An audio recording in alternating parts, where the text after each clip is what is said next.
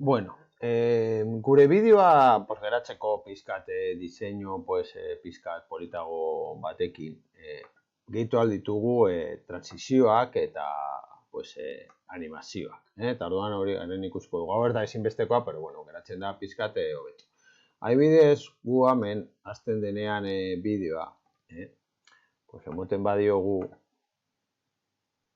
honi, pasatzen da horrela, bapatean. Eta orduan, hemen ipini alduguna da, transizioa. Transizioa ipintzeko daude modu ezberdinak.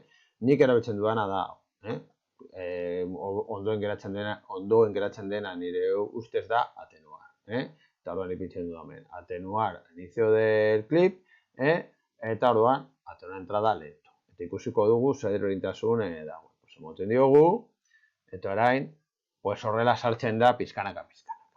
Egia da hemen gero daudela beste transizio batzuk, pero bueno, probatu aldituzue, nik uste dut horrekin nahiko, da ondoen geratzen dira. Nik probatu ditu besteak eta geratzen da onera.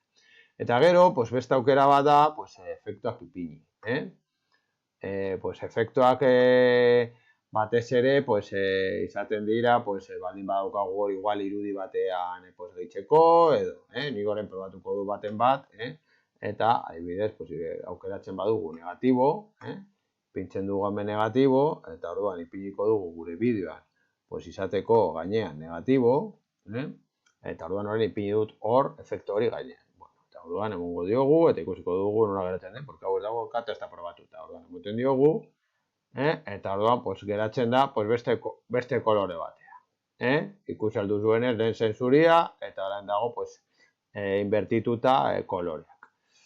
Bueno, eta aukera hori dira joatea probatzen, eta hobetu aldute. Ni bai erabiltzen dudana da, dagoenean horrela sarrera bat, hemen ere ipiniko nuke atenuar inicio del clip, atenuar entrada lento, eta horrela sartzen denean irudia, nik uste du letrekin ez da beharrezkoa,